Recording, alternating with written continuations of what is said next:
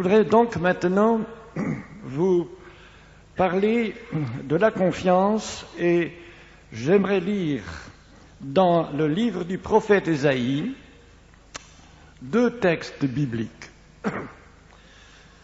Tout d'abord au chapitre 12, verset 2.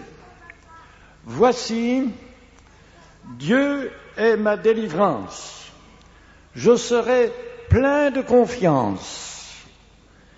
Et je ne craindrai rien, car l'Éternel est ma force. Le sujet de mes louanges, c'est lui qui m'a sauvé. » Puis au chapitre 30,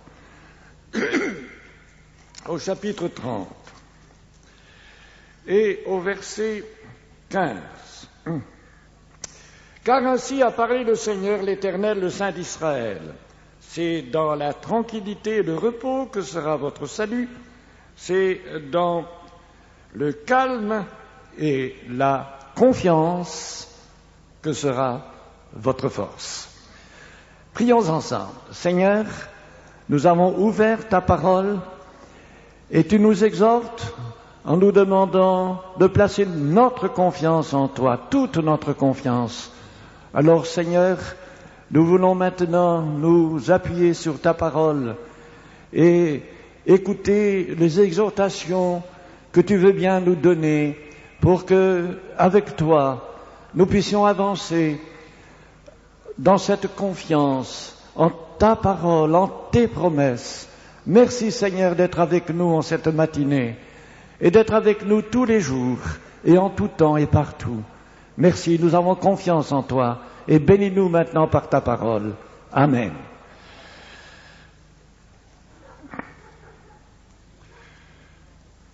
Il y a dans la parole de Dieu de nombreux exemples d'hommes de Dieu qui ont su au cours de leur ministère manifester leur confiance, leur totale confiance dans le Dieu qu'ils servaient. Et vous avez entendu parler de cet homme qui a succédé à Moïse et qui a fait entrer le peuple d'Israël dans le pays de la promesse. Josué, chef d'armée, mais aussi conducteur spirituel du peuple. Et vous savez que, en entrant dans le pays promis, il y avait quand même des problèmes assez graves, car il y avait des ennemis qu'il fallait affronter, il fallait combattre, et en conséquence, il fallait mettre sa confiance en Dieu pour pouvoir être vainqueur sur toutes les forces ennemies. Et alors, je lis dans le livre du Deutéronome, au chapitre 31, une parole de Dieu adressée justement aux hommes de Dieu. Et c'est Moïse qui va donner l'impulsion, la force au peuple pour aller de l'avant. Et il y a là des promesses de Dieu qui sont importantes. Et c'est Moïse qui va recevoir d'abord les instructions pour aller vers la victoire. Puis c'est Josué qui prendra la suite et qui entendra les mêmes remarques. Et voici ce que nous lisons. « Fortifiez-vous et ayez du courage » au verset 8 du chapitre 31 de Deutéronome. « Fortifiez-vous et ayez du courage. Ne craignez point, ne soyez point effrayés devant les ennemis, car l'Éternel, ton Dieu, marchera lui-même avec toi. Il ne te délaissera point, il ne t'abandonnera point. » Et on retrouve ces paroles d'ailleurs dans le Nouveau Testament, dans l'Épître aux Hébreux, où il est dit que Dieu ne nous délaissera pas, ne nous abandonnera pas.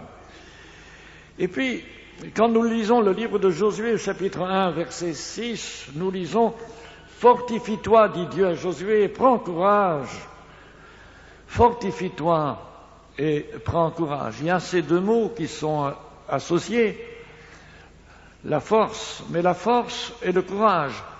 Mais la force vient de Dieu.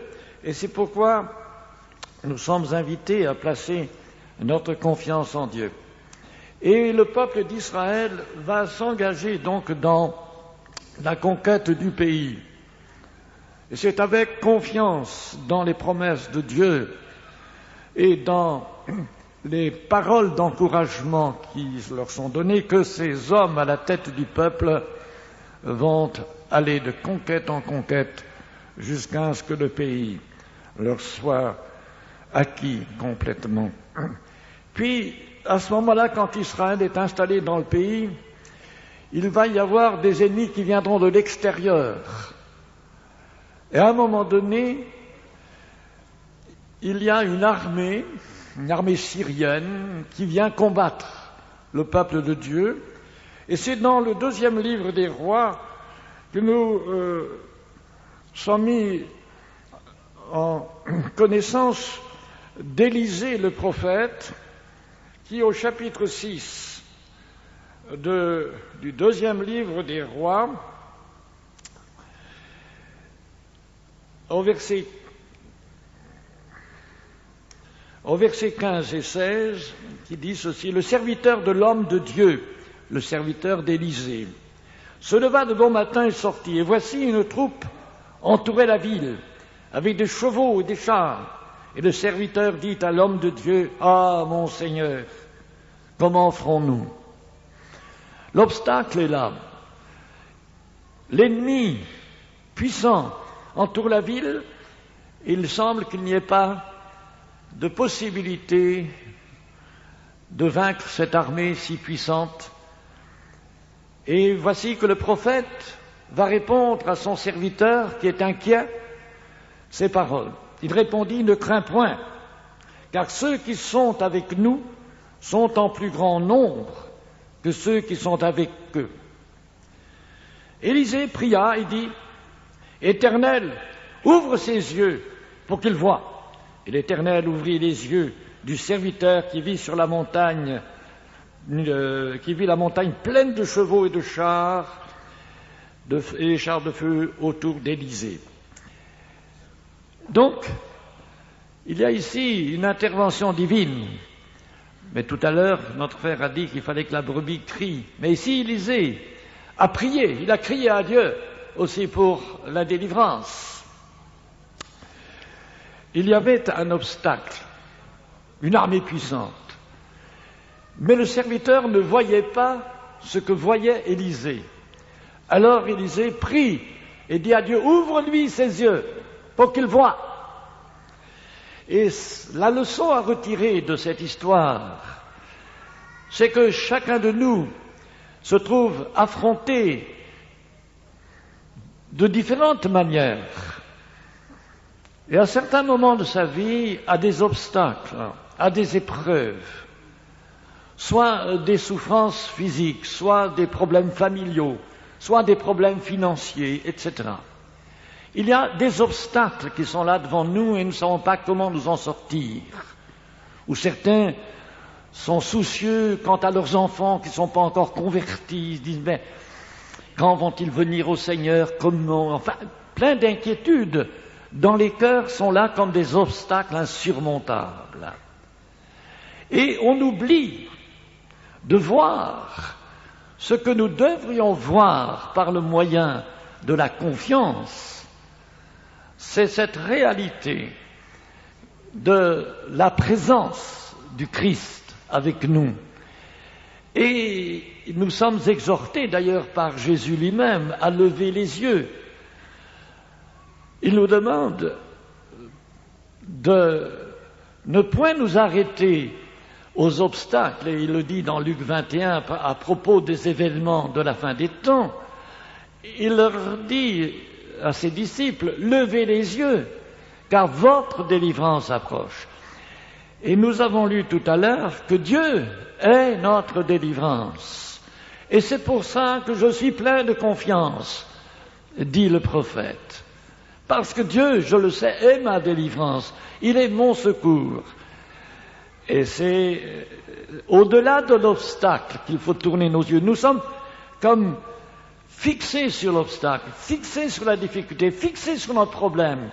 Alors, on est là comme chargé d'un fardeau dont nous ne pouvons pas nous libérer et nous sommes malheureux. Alors que le Christ, vous le savez, connaissez sa parole, a dit « Venez à moi, vous tous qui êtes fatigués, qui êtes chargés, qui avez des fardeaux, venez à moi. Moi, je vous donnerai du repos. » Le Christ, au fond, offre son assistance, son secours. Et nous oublions ses promesses. Nous oublions que celui qui est en nous, comme le dit l'apôtre Jean, est plus fort et plus puissant que celui qui est dans le monde. Autrement dit, l'adversaire ou l'adversité peuvent avoir des forces pour nous atteindre et nous décourager, mais celui qui est en nous, car Christ vit dans nos cœurs, est plus fort, il est plus puissant que toutes les armées ennemies, que tous les obstacles. Mais ça, nous l'oublions, parce que nous sommes tellement pris par nos épreuves que nos yeux ne se lèvent plus. Jésus dit « Levez les yeux », mais nous sommes courbés vers la terre, et nous regardons nos problèmes, nous sommes attachés là aux choses d'en bas, et nous oublions qu'en haut, il y a une grâce excellente que Dieu veut nous donner, car toutes les grâces excellentes, tous les dons parfaits, dit l'apôtre Jacques, descendent du Père des Lumières, dans lequel il n'y a aucune ombre de variation, c'est-à-dire que, comme nous le répétons en nous appuyant sur l'Épître aux Hébreux, Jésus-Christ est le même hier, aujourd'hui et éternellement. Seulement pour nous, nous disons il est le même hier, et nous oublions qu'aujourd'hui aussi il est le même.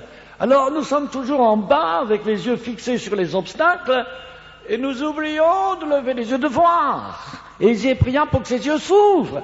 Et quand il a ouvert ses yeux, il a découvert qu'il y avait une autre armée, invisible aux yeux des hommes, païens, mais visible aux hommes, aux yeux des hommes de Dieu. Élisée voyait et son serviteur a eu les yeux ouverts. Et pour que vous ayez confiance dans le Seigneur, il faut ouvrir les yeux sur ses promesses, sur sa parole, et ainsi, par les paroles de Jésus, la confiance viendra et grandira dans vos cœurs. Vous connaissez l'histoire de Daniel, et on pourrait citer beaucoup d'hommes de Dieu, mais je me résumerai simplement à quelques-uns. Daniel, qui était emmené comme esclave, lui aussi, à Babylone, et qui était au service du roi de Babylone. Et un jour, le roi de Babylone a fait une immense statue de sa personne et il a demandé au peuple de s'agenouiller devant et de l'adorer. Daniel a refusé. Alors, il a été jeté dans la fosse aux lions. Et c'est une réalité, ce n'est pas une histoire inventée. Quand nous allions en Inde en voiture, avec Matteo Maximov qui était là aujourd'hui, et René Zandellato, d'autres frères, nous sommes partis avec Dufour, nous sommes partis en Inde en voiture. C'est loin, 15 000 kilomètres, il fallait faire jour après jour. Mais en même temps que nous visitions les gitans dans chaque pays, que ce soit la Turquie, la Syrie, l'Irak, l'Iran, l'Afghanistan, le Pakistan, nous avons maintenant une belle œuvre avec des maisons d'enfants, des prédicateurs aussi, on en parle peu, mais ça existe au Pakistan, et en Inde, 15 000 km. Et nous sommes arrêtés en Irak. Et là, nous avons, puisque nous étions à Bagdad, la capitale, nous sommes descendus un peu plus bas, où il y a encore les ruines de Babylone. Il y a les restes des jardins suspendus qui étaient très réputés à l'époque. Et puis, un endroit, on dit, c'est là qu'était la fosse aux lions. Alors, vous lisez dans le livre de Daniel ce qui est dit à propos justement de l'intervention de Dieu en réponse à la confiance que Daniel avait placée en son Dieu. Voilà l'histoire dans Daniel au chapitre 6.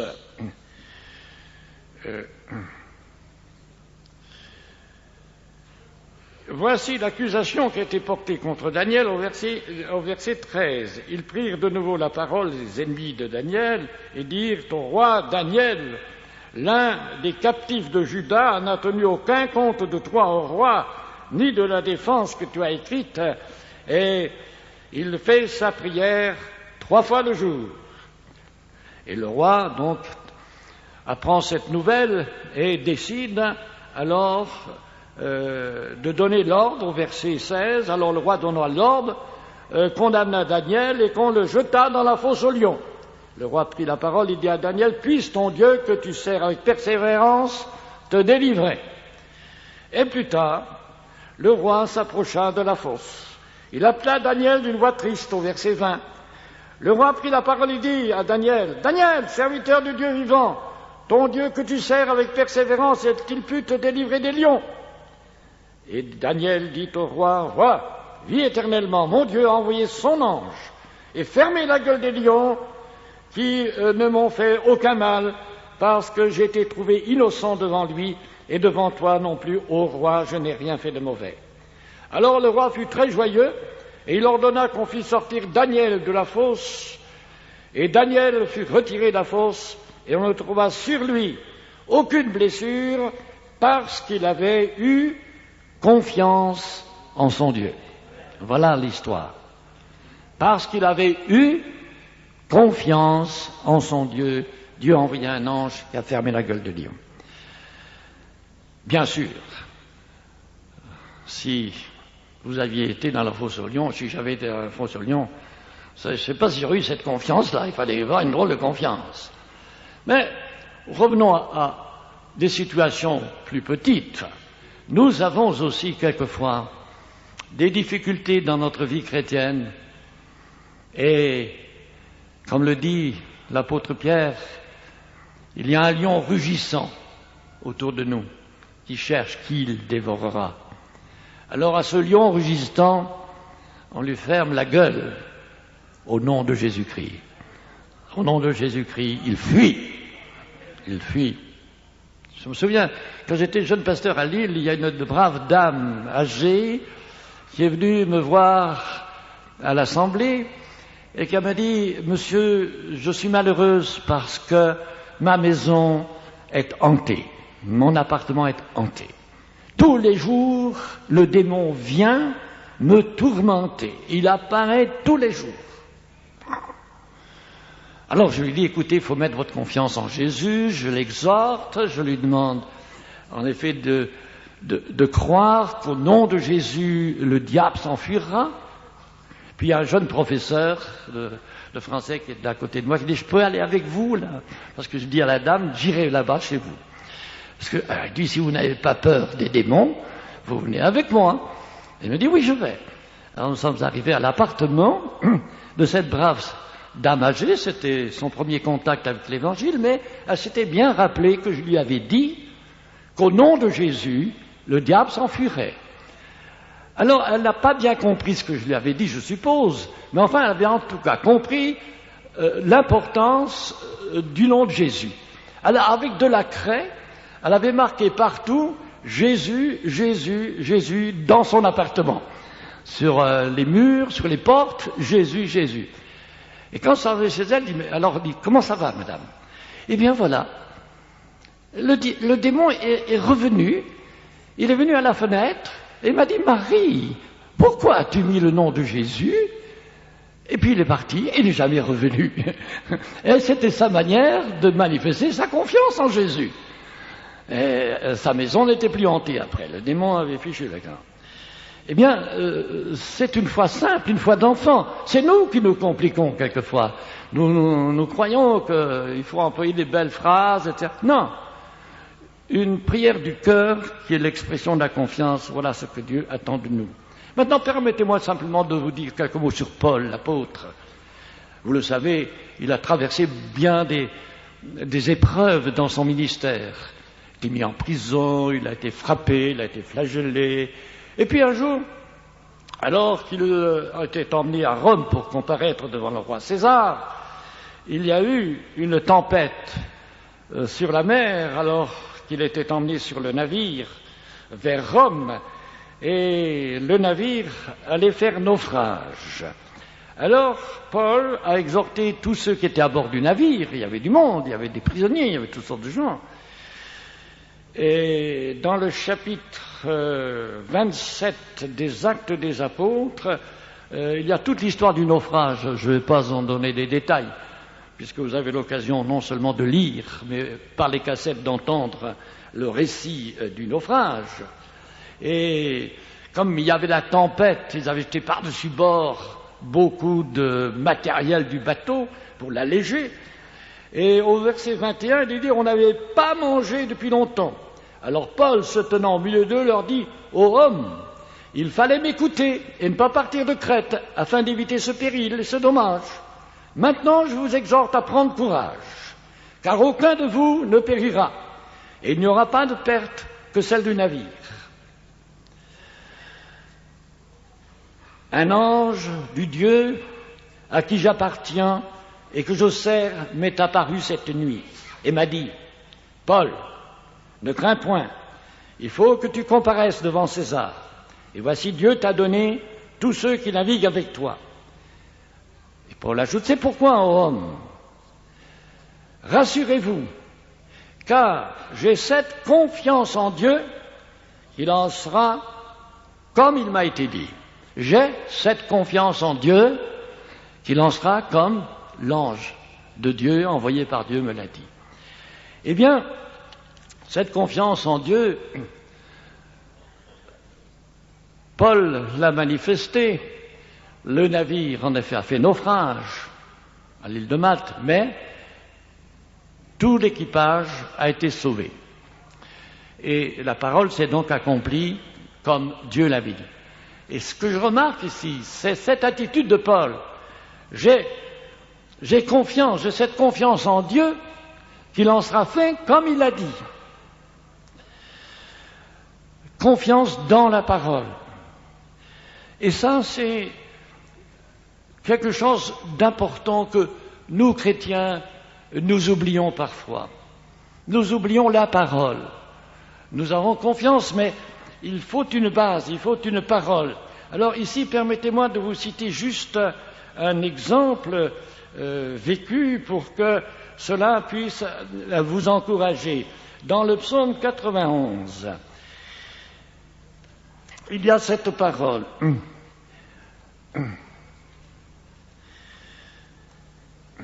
Au verset 5, « Tu ne craindras ni les terreurs de la nuit, ni la flèche qui vole le jour, ni la peste qui marche dans les ténèbres, ni la contagion qui frappe en plein jour, en plein midi, que 1000 tombent à ton côté et 10 000 à ta droite, tu ne seras pas atteint. » Alors là, permettez-moi de raconter une histoire à propos de mon père, qui était alors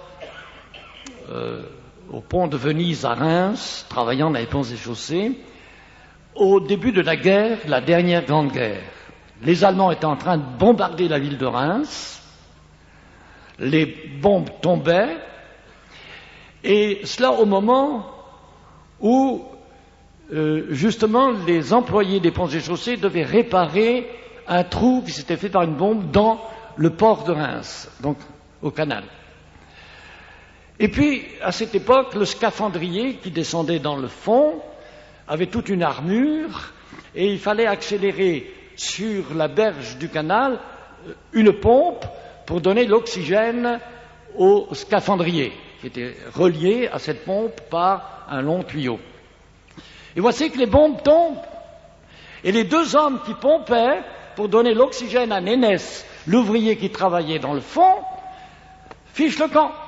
Ils s'en vont, mais il n'y a plus personne pour actionner la pompe. Nénès va mourir asphyxié.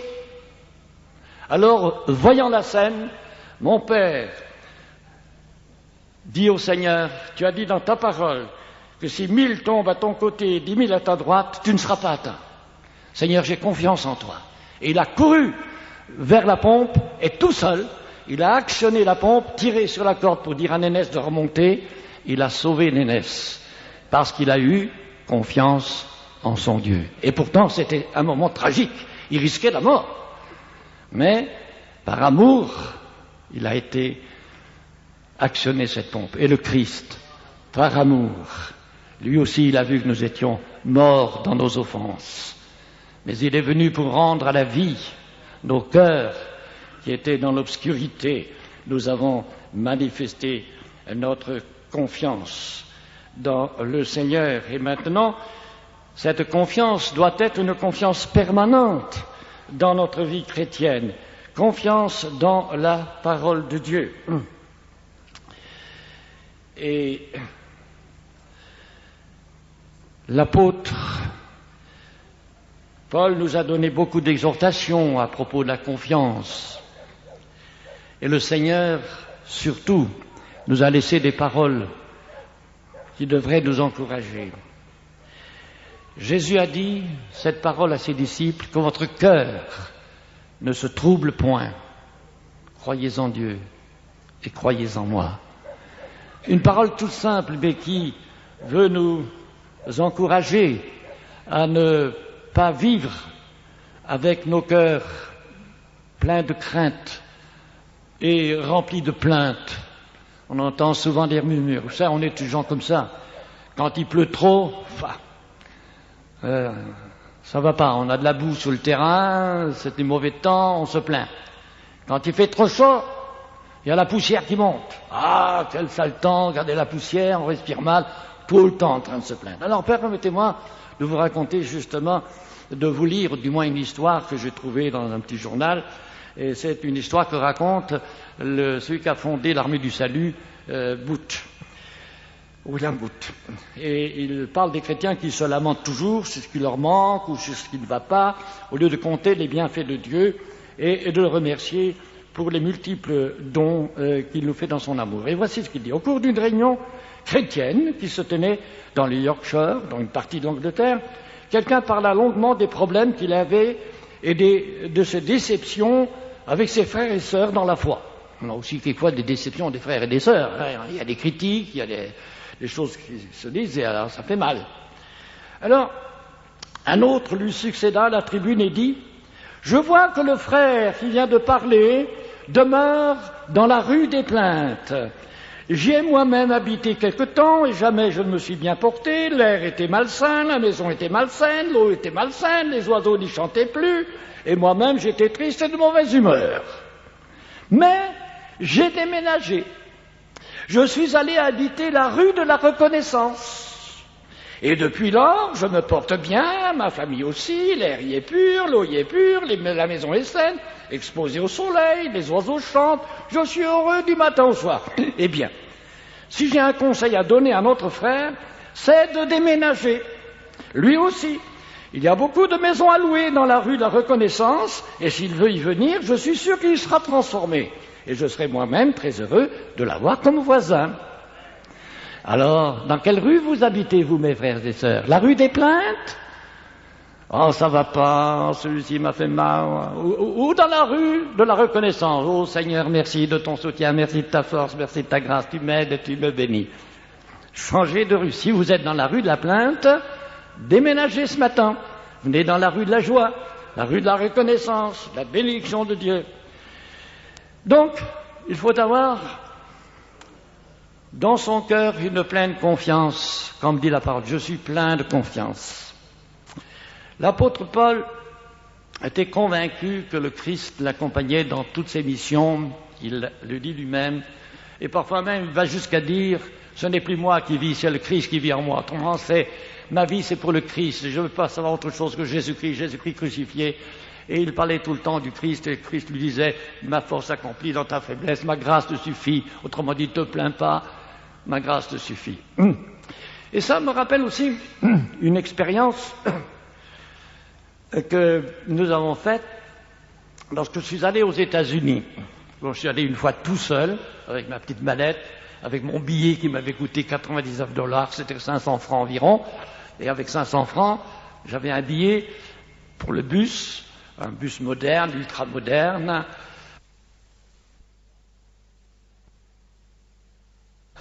et qui permettait de voyager 24 heures sur 24 à travers tous les États-Unis et pendant 3 mois. Pas cher. Ainsi, de ville en ville, j'ai contacté des centaines de gitans. J'ai rencontré une famille dont la maman était une Reinhardt, qui venait d'Angleterre et qui venait avant de France. Enfin, c'était la famille Reinhardt qui avait échoué là-bas. et puis des rhums. Mais la seconde année, je suis allé avec un manouche et un rhum, parce que j'avais promis que j'amènerais les deux groupes, parce qu'il y avait deux groupes en tout cas qu'il fallait atteindre. Alors j'ai dit, c'était Stévo, le vieux Stévo maintenant, il est âgé, et puis Félix, que vous connaissez, qui a interprété les Anglais. Alors je leur ai dit, voilà, j'ai reçu un don pour payer les billets pour aller, mais j'ai pas d'argent pour revenir. Si vous êtes d'accord, on va aller avec nos billets jusqu'à New York. Pour revenir, on lavera la vaisselle dans les hôtels, on fera quelque chose pour payer le retour. Mais si vous êtes assez courageux pour venir avec moi, eh bien, voilà la situation. Vous voulez ou vous voulez pas? Tous les deux m'ont dit oui. Alors, on est parti à New York, avec un billet pour aller, pas de billet pour retour. Arrivé à New York, au bout de 4-5 jours, nous étions dans un hôtel chrétien de Suédoise, pas cher, enfin, nous avions logé gratuitement. Et puis, voilà qu'au bout de peu de jours, dans la même semaine, une sœur norvégienne, qui était devenue américaine, qui habitait New York, qui s'était occupée des petits-enfants gitans, vient nous voir à l'hôtel, dans la chambre, un matin. Et elle nous dit, mais mes frères, est-ce que vous avez besoin de billets d'avion? Tout surpris, on n'y avait rien dit à personne. Il n'y avait que nous trois qui savions qu'on n'avait pas de billets. Alors nous sommes étonnés. Mais pourquoi ça? Eh bien, voilà, cette nuit, le Seigneur Jésus m'a parlé. Oh, c'est encore une autre surprise. Oui, j'attendais un héritage à la fin de l'année, et puis je l'ai reçu. Puis cette nuit, le Seigneur Jésus m'a dit, tu vas aller trouver les frères qui arrivent de France, parce qu'on avait eu un contact avec elle avant, mais rapidement pour aller à l'hôtel. Tu vas aller trouver des frères de France et tu vas leur dire, et tu vas leur payer des billets d'avion. Oh. Alors nous, ça nous a fait toc-toc, hein. On est content de savoir que Jésus s'occupe de nous. Alors elle nous a immédiatement emmenés. Elle nous a posé la question, est-ce que vous avez vraiment besoin de billets d'avion? Alors on dit oui, on n'a pas nos billets de retour. Ben, venez avec moi. Elle nous a emmenés à l'agence et cache les billets d'avion payés. Pas besoin de laver la vaisselle. Formidable. Mais ce qui était formidable, ce n'est pas le fait qu'elle a payé les billets d'avion. Merci Seigneur quand il pourvoit à nos besoins. Ce qui m'a touché, et touché nos frères, c'est que Jésus avait parlé à cette sœur dans la nuit et lui avait dit, va payer les billets d'avion. Et elle ne savait rien. C'est Jésus qui lui a dit. Et c'est pourquoi c'est très important de savoir et de ne pas l'oublier que tous les jours et à tout moment, Jésus est avec nous. Et même s'il ne nous parle pas directement, même si c'est un silence, le silence de Jésus ne signifie pas son absence. Il est toujours présent en toutes circonstances pour nous aider, pour nous secourir dans nos besoins. L'apôtre Paul a connu des épreuves. Je parlais tout à l'heure du naufrage. Mais Paul a été mis en prison à cause de sa foi. Et une fois, avec son compagnon Silas, Philippe, ils ont été mis en prison. Et les fers aux pieds, attachés là, dans la prison, dans, j'allais dire leur cabine, enfin dans leur petite cellule. Qu'est-ce qu'ils faisaient là pendant la nuit? La Bible dit qu'ils chantaient des cantiques, qu'ils louaient le Seigneur. Ben moi j'aurais pleuré. Être en prison comme ça, dans de telles conditions. Mais non, eux ils chantaient des cantiques, heureux d'être persécutés pour la cause de Jésus. Et dans la nuit s'est produit un tremblement de terre, et croyant que tous les prisonniers s'étaient enfuis, le geôlier était apeuré, il voulait se suicider, et l'apôtre Paul a arrêté, nous sommes tous là, sois tranquille. Alors, se rendant compte qu'il y avait une manifestation divine, le geôlier dit, mais qu'est-ce que je dois faire pour être sauvé? La réponse de Paul, toute simple, crois au Seigneur Jésus et tu seras sauvé, toi et ta famille. Et l'apôtre Paul donc a exprimé sa confiance en Dieu par la louange. Je me souviens encore là d'une expérience avec les Gitans, c'est que nous avions des frères qui étaient partis à Madrid, en Espagne, pour annoncer l'Évangile à leurs frères gitans. Et voici qu'arrivés à Madrid, ils ont une réunion dans une maison, il y a beaucoup de gitans qui viennent, la maison est pleine à craquer, il y a un paralytique. Et là, il y a donc les prédicateurs, Fatah, Chinin, Loquet, ils sont tous les trois là. Et au moment de l'imposition des mains, voici que le paralytique se met à marcher.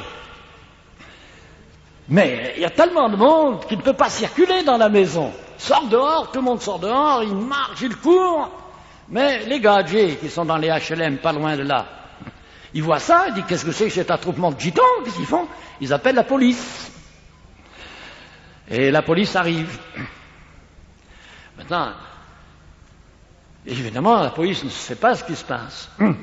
Mais ils embarquent les trois prédicateurs, et brutalement, et les emmènent à la prison. Donc, un miracle, le paralytique marche, tout le monde est joyeux, voilà maintenant que la police embarque les prédicateurs. Remarquez qu'il y a là le miracle en présence de tous. Maintenant, notre mission change. Il faut reconnaître, vous ne voyez plus l'imposition des mains. Là, il y a une petite tente là-bas, tout seul, un petit peu perdu, au lieu d'avoir toute l'assemblée qui prie pour le miracle, alors, un petit coin là-bas, les malades viennent là-bas. Non, au début, c'était pas comme ça. On priait tous, puis Dieu faisait des miracles. Maintenant, il semble qu'il n'y a plus rien. La mission change. Mais il faut revenir. C'est pour ça que je pense qu'il faut revenir à la confiance. Jésus a dit, ils imposeront les mains aux malades, et les malades seront... Ben oui, ayons la confiance encore. Au lieu de mettre tous les prédicateurs là à genoux, et puis prier, et puis imposer les mains, et tout... Il n'y a plus rien. Non, retrouvons la confiance. Et revoyons les miracles de Dieu en nous appuyant sur les promesses du Christ. Ne nous laissons pas aller. Ne ramenons pas ça à une petite bricole. Soyons des hommes et des femmes de foi pour voir les miracles s'accomplir. Alors dans la prison, voilà nos trois gars dans la prison. Bon, c'est bien. C'était dur. Alors, un coup de téléphone arrive jusqu'en France. Moi, je revenais de Suisse de voir les gitans. Je prends en route deux frères et nous voilà arrivés à Madrid. Les femmes sont contentes de nous voir dans leur caravane, disent ça y est, au moins on va être secourus. On avait roulé toute la nuit pour arriver à temps, pour les secourir. Et puis j'obtiens la permission de rendre visite à nos chers prisonniers. Et, d'ailleurs, ils n'étaient pas très heureux, ils avaient beaucoup de puces, paraît-il, enfin ça allait vraiment une misère de prison. Et puis, ils étaient en train de prier, bien sûr. Ah là, ils priaient. Ça, vous pourrez croire qu'ils priaient. Mais ils ont eu une révélation, demain nous serons secourus. Alors, quand ils me voient arriver à la prison, ils m'ont pris pour un super ange. Ils pleuraient comme des gamins. Ils pleuraient, ils étaient joyeux, ça y est, maintenant on est sauvés, il va nous délibérer. Il a fallu encore quelques jours de démarche auprès des autorités. Enfin, ils sont sortis de prison, joyeux et heureux d'avoir quand même souffert pour la cause du Christ. Mais au moment où je prends leurs photos qui sortent de prison, les clistés arrivent et ils me prennent et c'est moi qui retourne en prison maintenant. Enfin, heureusement, le Seigneur est intervenu juste à temps, le secrétaire de la mission évangélique d'Espagne est juste arrivé à temps pour dire qu'il me connaissait. Je suis quand même sorti de prison, mais enfin, je n'ai pas été en cellule. Mais il faut bien dire ceci, c'est que le Seigneur Jésus, il vient toujours au secours de ceux qui lui font confiance. Et croyez-moi, quand ils ont prié ses frères, c'est qu'ils ont fait confiance au Seigneur. Parce que, normalement, à cette époque-là, c'était l'époque de la persécution de Franco, ils auraient pu faire 3 ans de prison à cause de ce qu'ils ont fait de manifestations publiques. Mais le Seigneur est bon, et le Seigneur est toujours prêt à nous secourir, et c'est à nous de prendre courage. Ne vous troublez pas, dit le Seigneur, ayez confiance en Dieu et en moi. Et c'est bon de rappeler cela, que nous devons garder notre confiance dans ce que Jésus a dit dans sa parole. Et le Christ a aussi dit cette parole, je reviendrai. Et nous devons garder notre espérance. Quelquefois, on a tendance d'oublier que son retour est proche, plus proche que nous le pensons. Mais je voudrais quand même dire ceci.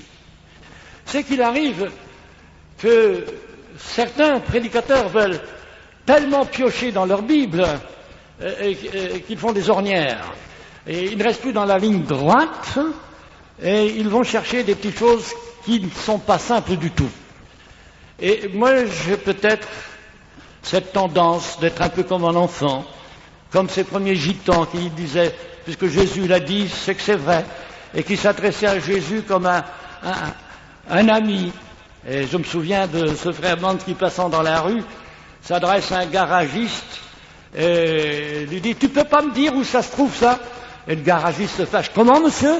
Vous ne pourriez pas me dire vous à moi? Vous me tutoyez, mais de quel droit ?» Et Band dit « Mais il se croit pourquoi, ce type-là? Hein, moi, je tutoie Jésus, et il se croit plus grand que Jésus, lui. » Il avait une intimité avec Jésus, parce que pour lui, Jésus, c'était son ami, et il pouvait le tutoyer. Mais ce garagiste, non, moi, il faut me dire vous, c'est quelqu'un. Donc, il faut garder cette foi d'enfant. Jésus l'a dit, c'est que c'est vrai, et on a une relation de confiance avec Jésus. Et quand Jésus dit, je reviendrai, je vous prendrai avec moi, j'y crois tout simplement, ça ne me complique pas, il va revenir, il va me prendre.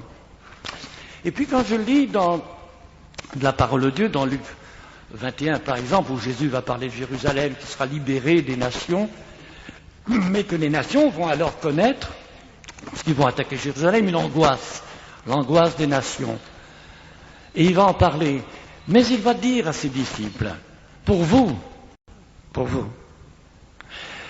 quand ces choses commenceront à arriver, levez vos yeux en haut. Votre délivrance approche. Et nous laissons plonger quelquefois dans l'inquiétude parce que nous ne voyons pas notre délivrance.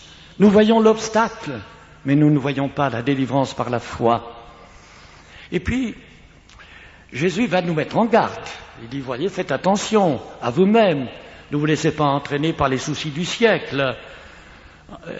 Il va donc donner des bons conseils à ses disciples. Et il va dire, car ce jour qui va venir, il va s'étendre sur tous les habitants de la terre comme un filet. Et il ajoute, mais vous, veillez et priez. Et ça, c'est dans Luc 21, c'est la parole de Dieu. Mais il faut que j'ouvre ma Bible, parce que c'est l'impression, quelquefois, lorsque je cite des versets et que je ne les lis pas, que c'est pas vraiment ces versets-là dans la Bible. Alors, moi, je préfère vous le lire ici dans le chapitre 21. C'est Jésus qui le dit. Veillez donc et priez, Luc 21, 36. Veillez donc et priez en tout temps, afin que vous ayez la force d'échapper à toutes ces choses qui arriveront et de paraître debout devant le Fils de l'homme. C'est tout simple. D'une part, les choses arriveront, ça arrivera, Jésus l'a dit, et nous n'avons pas le droit de douter de ce que Jésus a dit. Et Jésus a dit afin d'échapper à ces choses-là. Il est bien dit échapper. Il n'est pas dit que nous allons être plongés là-dedans, mais que nous allons échapper à ces choses qui arriveront. Et de paraître debout, non pas courbés, non pas abattus, non pas affaiblis spirituellement, non pas triste et morose dans la rue des plaintes, mais dans la rue de la reconnaissance d'avoir reçu le salut, le pardon de nos fautes, joyeux dans la présence du Christ. Alors c'est ça, il faut rester debout devant la présence du Seigneur, dans la confiance, et ne pas perdre confiance dans le Seigneur qui nous a fait des promesses et que nous devons conserver dans nos cœurs comme des grâces précieuses que le Seigneur nous a données. Et quand je lis dans l'Écriture que l'apôtre Saint Paul nous dit que nous les vivants, qui seront sur la terre au moment du retour de Jésus, nous serons enlevés. Il l'a dit, c'est pas moi. Moi, je dis ce que la Bible dit, je ne veux pas dire autre chose. Il y a des choses que je ne comprends pas. Il y en a qui trouvent des explications. Moi, j'y comprends rien. Dans les trompettes, par exemple, il y en a qui disent qu'il y en a 7, d'autres qui disent qu'il y en a 8. Moi, ce que je sais, c'est les choses simples. C'est que Jésus nous enseigne par l'apôtre Paul, parce qu'il dit, ce que je vous enseigne, je l'ai reçu du Seigneur. Il le dit pour la Sainte Seine et pour le reste, il a des révélations. Nous serons, nous les vivants, changés en un instant. En un clin d'œil, ce sera rapide. La ruine des nations sera soudaine, mais l'enlèvement sera rapide. Eh bien, nous serons transportés ensemble sur les lieux du ciel pour aller à la rencontre du Seigneur dans les airs, mais les airs. C'est bien marqué dans les airs. Et il y en a qui ne croient plus. Même dans notre mission, il y a des prédicateurs qui ne croient plus. qui vous disent on va passer par ces choses qui arriveront, on va connaître l'angoisse des nations, on va connaître ce qu'ils appellent la tribulation, on va passer là-dedans. Mais moi, mon Jésus me dit que je vais y échapper. Qui dois-je croire? Jésus ou eux? Moi, je crois Jésus. Qui vais-je croire? Les hommes d'aujourd'hui qui transforment les textes, ils les expliquent à leur manière, le mot avènement n'a plus la signification première. Hein. Et moi, je crois l'apôtre Paul, plutôt, qui me dit que nous serons enlevés sur les nuées pour aller à la rencontre. Où aura lieu la rencontre? Dans les airs. C'est marqué où c'est les airs. Vous savez, à l'école biblique, des fois, je leur explique aux jeunes ce que c'est que l'univers. Alors, je leur montre, voilà, le soleil, et autour du soleil, il y a la terre qui tourne sur elle-même, la terre qui tourne autour du soleil, et le soleil, avec la terre et les autres planètes qui tournent autour, tourne à son tour dans l'espace, et cela à la vitesse de 300 000 km/s d'après les calculs des scientifiques, et qu'il y a dans l'univers, non pas un soleil, mais des milliards de soleils, et qu'il y a des étoiles qui sont aussi des soleils, qui se situent à 15 milliards d'années-lumière. C'est-à-dire que pendant 15 milliards d'années, c'est impensable, à la vitesse de 300 000 km/s, on arrivera au bout. Alors, l'infini, vous pouvez l'expliquer, l'éternité, vous ne pouvez pas l'expliquer, moi non plus. Soyons assez simples, assez humbles. Si Jésus dit dans les airs, je ne sais pas où, je sais que c'est dans les airs, je ne sais pas où, mais je sais que Jésus y sera, et c'est le principal. Hein? C'est ça qui compte. Parce que c'est marqué, nous irons à la rencontre du Seigneur Jésus dans les airs. Rencontre du Seigneur Jésus. Et Paul ajoute que ces paroles soient votre consolation. Il est important d'appuyer notre foi, notre confiance sur la parole. Moi, je n'aime pas les discussions trop théologiques sur des mots compliqués. Moi, je suis tout simple, comme un enfant. Jésus a dit, je reviendrai, je vous prendrai avec moi, j'ai confiance. Il va me prendre. Il dit, je reviens bientôt, je crois que ce qu'il a dit, c'est vrai. Il dit dans sa parole que nous irons à sa rencontre dans les airs.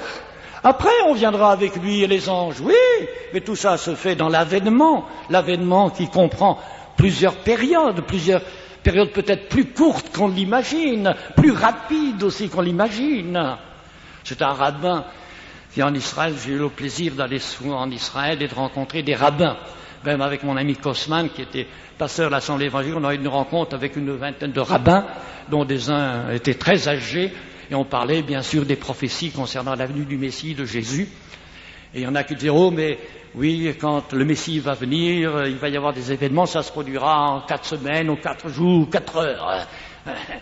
Et si on tient compte de ce qu'a dit le grand savant Einstein, qui était à l'origine de la réalisation de la première bombe atomique, lui-même disait que si on l'employait en l'espace de quelques heures, le monde serait détruit par ces bombes.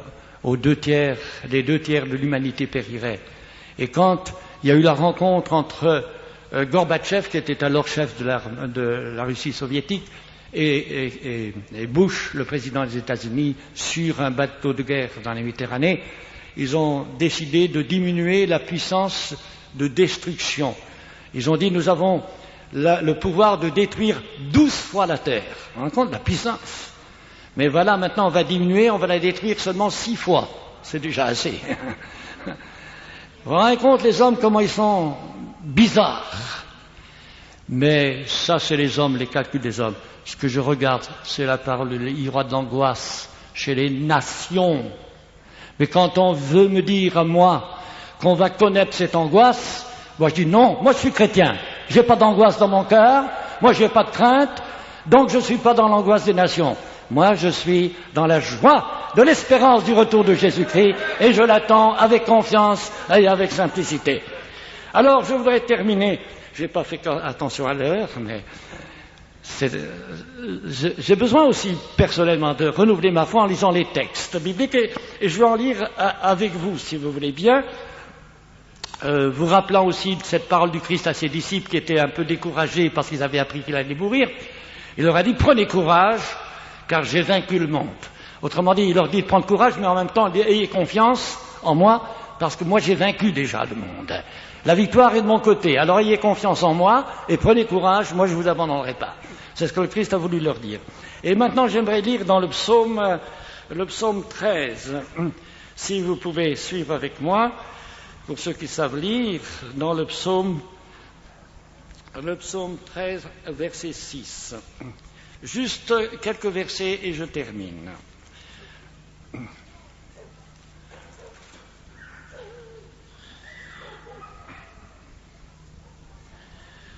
Verset 6, chapitre 13 du psaume. Moi, j'ai confiance en ta bonté.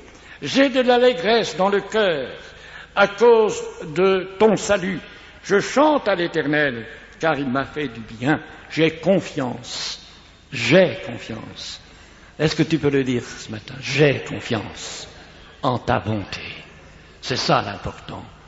Pour le reste, laissez tomber les discussions théologiques. Ayez confiance. C'est tout ce que Jésus aussi vous demande. Et puis, pardon, je répète encore une fois, la lecture de Ésaïe chapitre 12. Chapitre 12 d'Ésaïe. C'est des paroles qu'il faut apprendre par cœur, c'est des versets qu'il faut apprendre par cœur. Apprenez-le par cœur, Ésaïe 12, verset 2. Voici, Dieu est ma délivrance. Je serai plein de confiance et je ne craindrai rien. Car l'Éternel est ma force. Et le sujet de mes louanges, c'est lui qui m'a sauvé. Et encore cet autre verset, dans Ésaïe toujours, chapitre 30, Ésaïe 30, verset 15, la deuxième, oui. Car ainsi a parlé le Seigneur, l'Éternel, le Saint d'Israël, c'est dans la tranquillité et le repos que sera votre salut, et c'est dans le calme et la confiance que sera votre force. La force du chrétien, c'est dans la confiance qu'il place en Jésus. Il ne regarde plus à lui-même, à ses misères, il ne regarde plus au conflit qu'il y a à l'extérieur, il a les yeux sur Jésus. J'aimais bien quand il y avait la banderole ici en haut, ayez les regards sur Jésus. Nous avons trop souvent les regards sur nos obstacles, sur les autres, au lieu d'avoir les regards sur Jésus. Éphésiens 3,12, 2 versets dans le Nouveau Testament, et ça sera terminé donc pour notre méditation. Dans les Éphésiens, au chapitre 3, et au verset 12.